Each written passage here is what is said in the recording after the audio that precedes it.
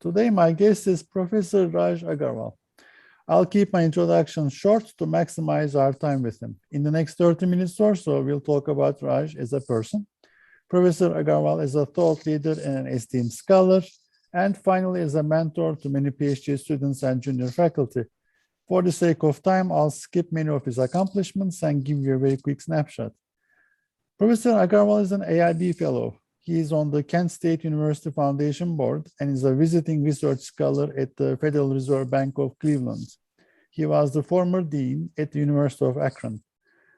Raj has co-authored or authored more than a dozen books and over 100 scholarly papers. He is the editor of the Journal of Teaching International Business, and he has been the finance area editor for JIBS, the editor of Financial Practice and Education for the FMA, and an associate editor for Management International Review, International Business Review, European Journal of Finance, and International Review of Financial Analysis.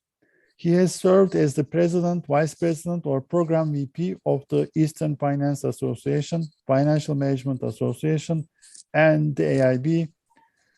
And he has been a senior Fulbright scholar, research scholar in Southeast Asia, and received the Best Essay in Global Finance Award. He has lived and worked in India, Ireland, Japan, Australia, Singapore, and Sweden. He has served as a judge for many Company of the Year awards. And thank you, Raj, for joining us. Welcome. First question, what did you want to become when you were a child? Well, when I was growing up, my father, who was a telecom engineer, he used to buy these war surplus radios after World War II and convert them to use in India because you needed the right frequencies and all that. So I saw him do that in his spare time. And so I was fascinated by that work. So I wanted to be a scientist or an engineer growing up. And what was the earliest? Can you pinpoint the earliest point of awareness between domestic versus foreign? Well, that's an interesting question for guys like me. I wonder what, anyway, so it's, we had as you might know, we had the British as an uninvited guests for a couple of centuries. And so when I was growing up, the evidence was all around British versus Indian, And so foreign versus domestic was in the air, in the atmosphere, in the air you breathe, So you're very aware of that. And how did you choose academia? How did I choose academia? Well, that was an interesting process. As I said, I wanted to be a scientist. So I sat for this exam, national exam called Science Talent Search. And I got selected. Came fourth in India. And they put my name in a little book, says Future Scientist of India. So I started out and they promised both a scholarship and living expenses and all expenses paid until I'm my PhD in science. So I started as a physics major at the University of Delhi. And so I did start as a scientist, but then I also took this exam for something called the IIT, Indian Institute of Technology. And that was an engineering school, the top at that time in India. And now I understand a fairly well-recognized engineering school even in the US. So I got ranked 12th in India on that. So I had my choice to join them or stay in physics. And my family, my parents and I both thought that engineering is more practical. At that time in India, the future job prospects for a guy in physics looked not that great. So all you could do is work for the government in research or something, and government position didn't pay very much. So I chose engineering. So after I finished engineering, I worked for a little bit, loved engineering, but then I kept getting questions about, hey, what's happening here? Why are they making this decision? So I wanted to get an MBA to understand business decisions that us engineers were being affected by. So I came to the US to get an MBA, and pretty soon after I finished my MBA, I got sucked into the doctoral program, and it's during the doctoral program that I chose IB as a field of study. I see. And, a long answer, but I hope it. No. Yeah, of course. who was the most influential person on your intellectual upbringing for in the IB field then? Well, in the IB field, I was very fortunate to work with John Rhines, another AIB fellow who has since unfortunately passed away. He was at Kent State where I got my PhD, and he was not my advisor, but he really influenced my thinking in IB, as well as I was lucky to spend a year with Professor Farmer, Richard Farmer, Dick Farmer, and he was another mentor for me. Both of them were very influential, and both of them really guided me through early stages of my life as an IB scholar, and I am forever grateful to their guidance. Thank you. Something that is not on your CV that people might find interesting. Not on my CV, huh? Yeah. Yeah. Well, I hope there's a lot of stuff that you find interesting about me, but one of the things that I like to read history. I like to, for example, I'm a bit of a punster. I like to make puns, and my family tells me they're bad puns. But then sometimes it really gets difficult for my family when I veer into cross-cultural, cross-linguistic puns, when I'm rhyming something in English and in Hindi, the Indian language that I grew up with. So it becomes really more complicated for my wife. Kind of understands a little bit of Hindi, but she's not a native speaker, and she doesn't speak it. And my daughter, yeah, she understands more of Hindi, but she's not a native speaker either. So they both get a little upset with me when I do cross-linguistic puns.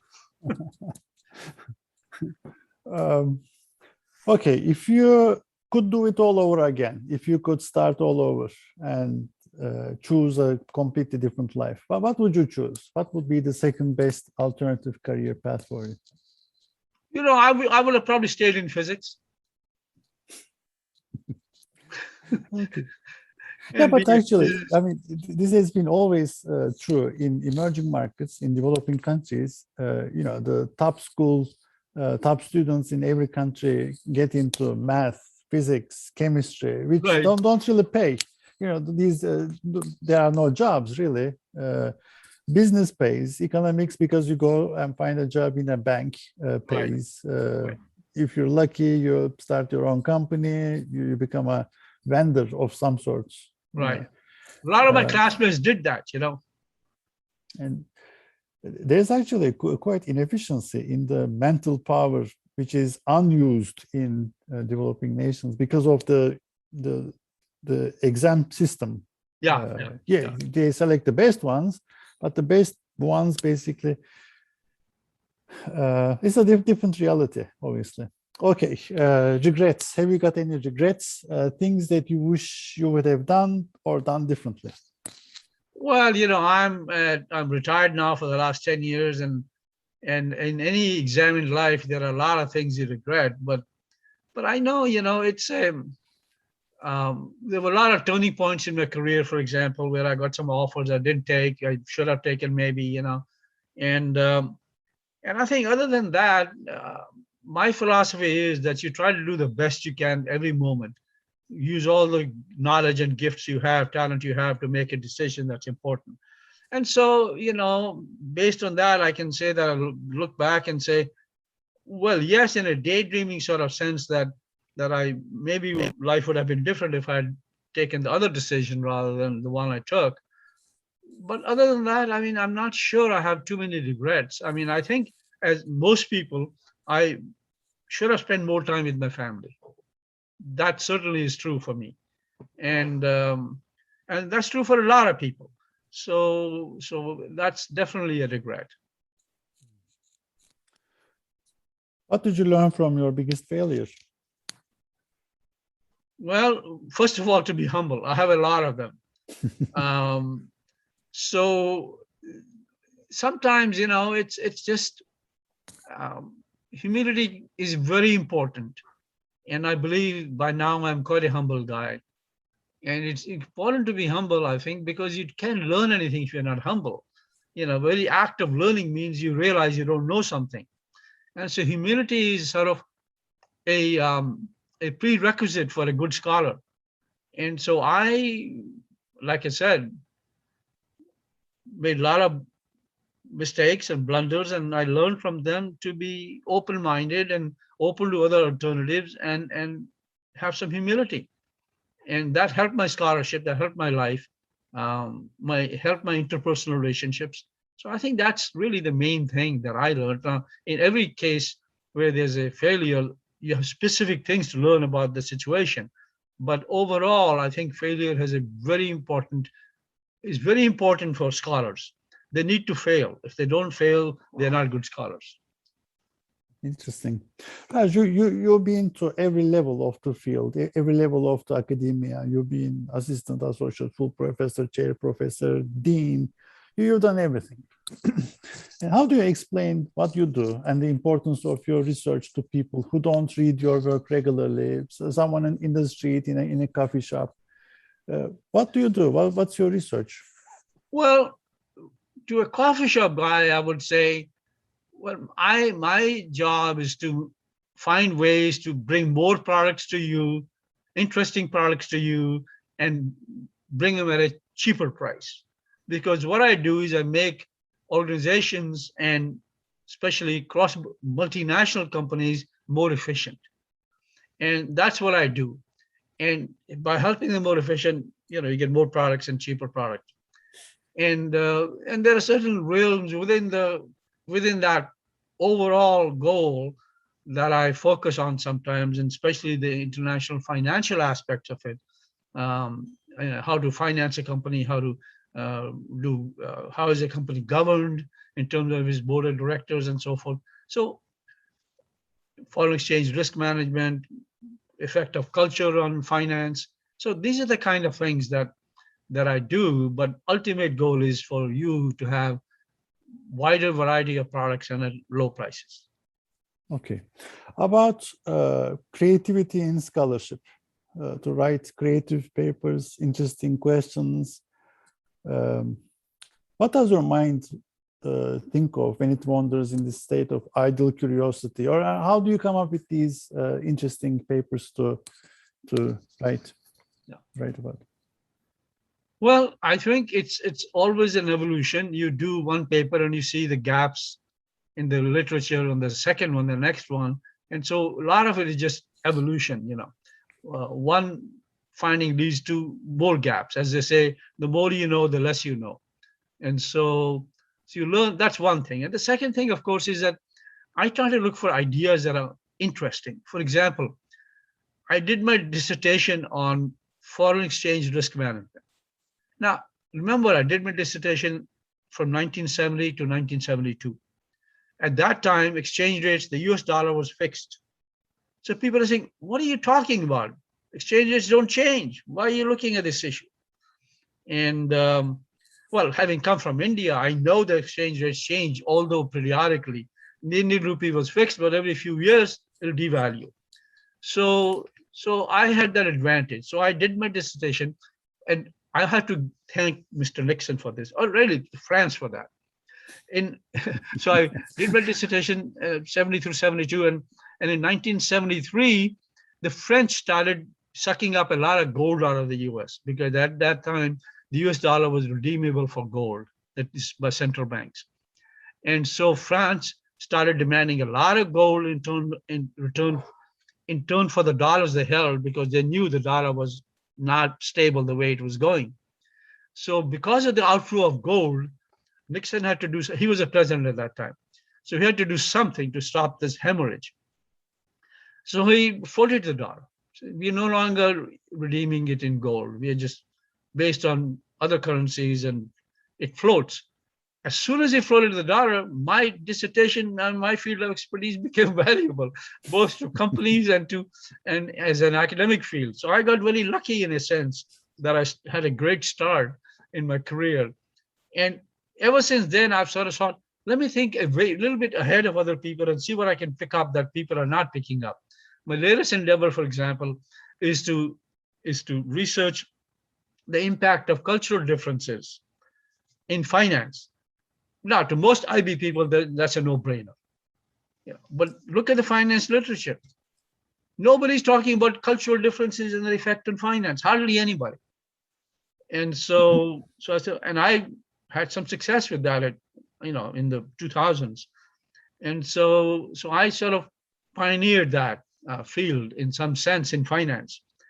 And the same thing with the foreign exchange risk management. And then, I thought about culture. I used to work for Dana Corporation as an international finance director.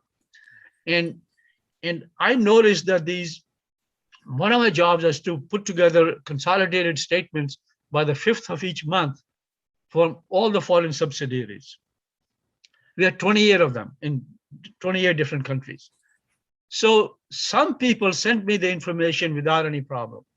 Other people had to be coaxed and kicked and whatever, and it's difficult to extract that information.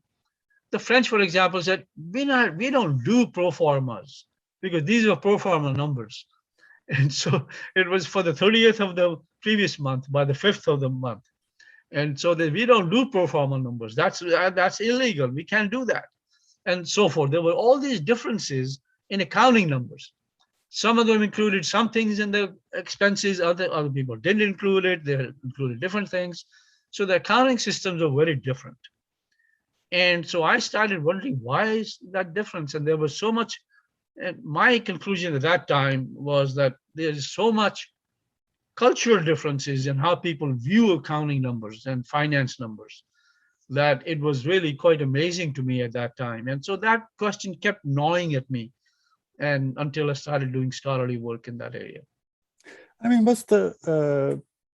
if a PhD student comes to you, says, what's the next big phase in the next 5 to 10 years in the field? What's a big question to ask? Like the Nixon moment you had. Obviously, there is some serendipity. Obviously, there is some luck involved in that one. But what are some of the things that, in your opinion, these are going to be, can you say that these are going to be the next big questions in the field?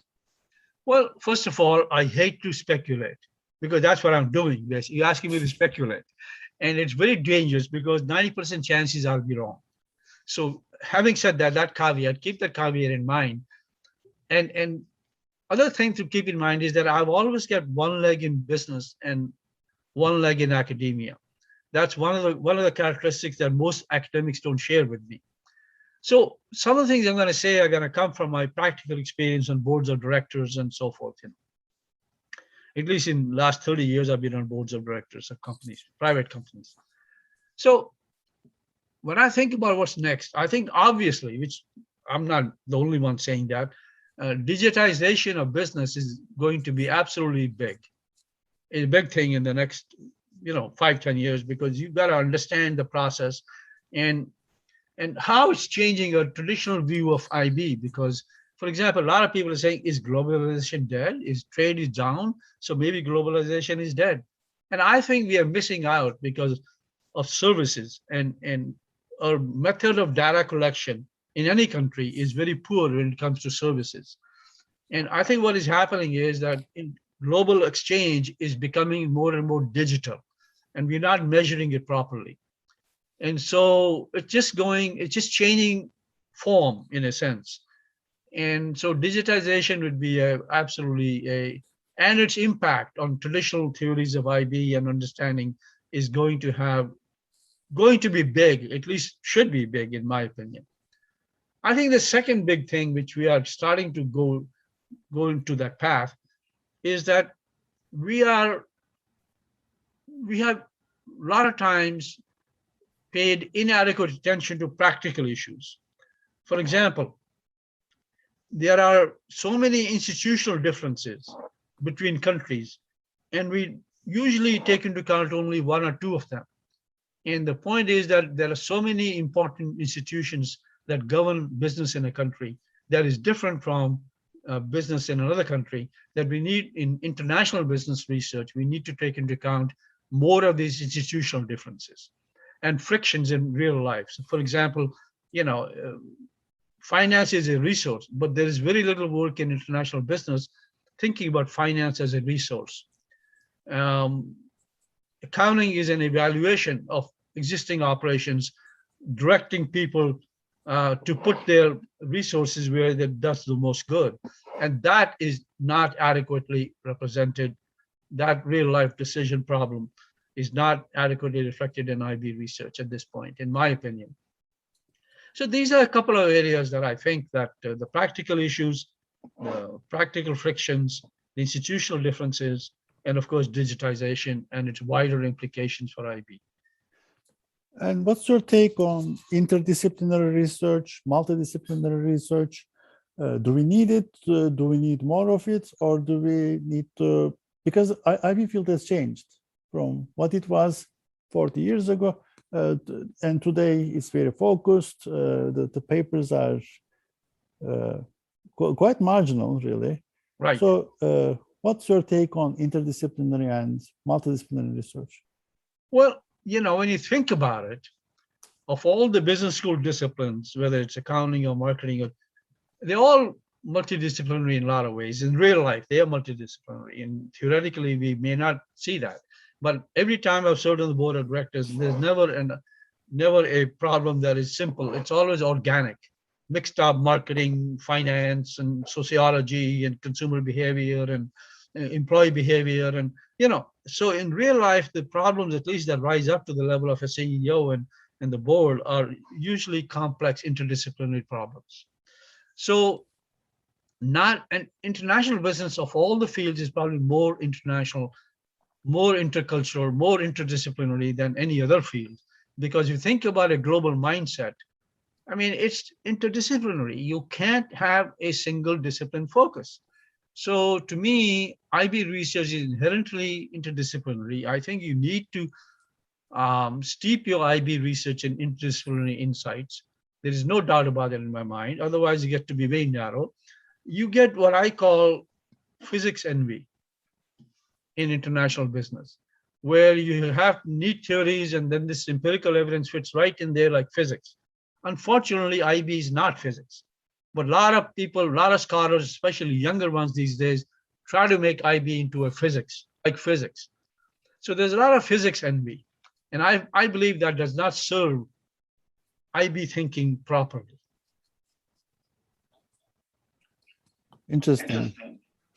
About the evolution then, what can you say about what's going to happen in the future for the field? I mean, obviously, there is a lot of demand for precise measurements and precise reporting, which is coming at the expense of a lot of things. So what are we losing along the way with this precision or pursuit of precision? Yeah. Well, first of all, I think the precise questions are important too. Don't get me wrong. If done properly, it's very important to know the details because the devil is in the details most of the time. And so I'm not against them. I think it's very nice, very helpful. But you ought to keep in mind that how do they fit in the broader picture? And by focusing on narrow questions, if we do just that, we are losing a lot of insight into why phenomena in IB happen, why and how things happen. They don't happen in a vacuum, and it's incomplete understanding. And so I think we, as academic scholars, sometimes tend to have limited understanding of what's happening. About advice and mentoring portion, what is one thing you wish you would have known early on in your career that you later on realized that it was quite important? Well, I think one of them was, it's a process of building your confidence as a scholar, as a researcher. Your natural tendency is to do the hot topics that a lot of people are attacking. And I think at some point I realized that that kind of activity can lead to burnout when you're asking questions and researching questions that really don't interest you as a person very much. It doesn't relate to your background and the unique individual that you are. It's sort of copying somebody else's wishes and goals. So as you gain confidence in your ability as a scholar, you need to pick topics that interest you as a person. And so you need to pick topics that you find interesting. And so that way, when you do the scholarship and do the research, there's less chance of burnout. You enjoy it more. You're likely to continue it for many more years. Then I've seen a lot of young scholars, brilliant young scholars, get burnt out and not do much after they get tenure. And so at least by the time you get tenure, by the time when you're an associate professor, you know you can publish, you've been given tenure. And so it's time to explore things that appeal to you as a person. Topics in IB or whatever your field of research is, it's you gotta move more in that direction. Sure. So now the advice for junior faculty or PhD students is always to follow the passion, follow interesting things that are unique to you. And what's the advice for mid-career scholars after tenure? Well, like I said, what I said was actually for mid-career professionals after they are promoted in tenure to associate. I think for that would be good advice for mid-career people to do topics that are really interesting for them. On the PhD student level, I would say the biggest quality you bring to your work as a scholar is curiosity. And the idea is to keep a journal of interesting ideas that you encounter while you're doing your dissertation maybe, or while you're busy with one project, is to keep a record of other interesting ideas you run into. And be curious.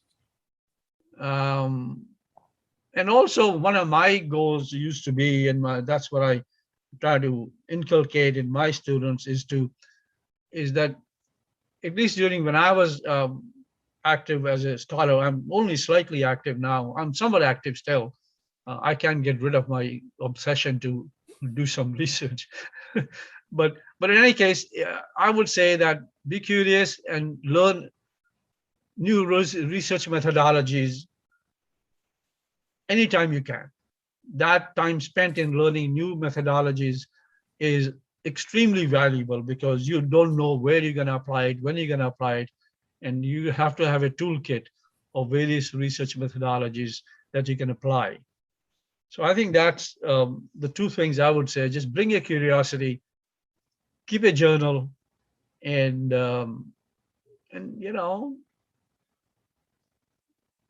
pursue the ideas that you find interesting. Perfect. For the sake of time, what's the question that I should have asked you but haven't? I'm sorry? What's the question that I should have asked you but haven't? Well, I think one of the things that is not illuminated enough is experience in IB of immigrant scholars. That is not documented well.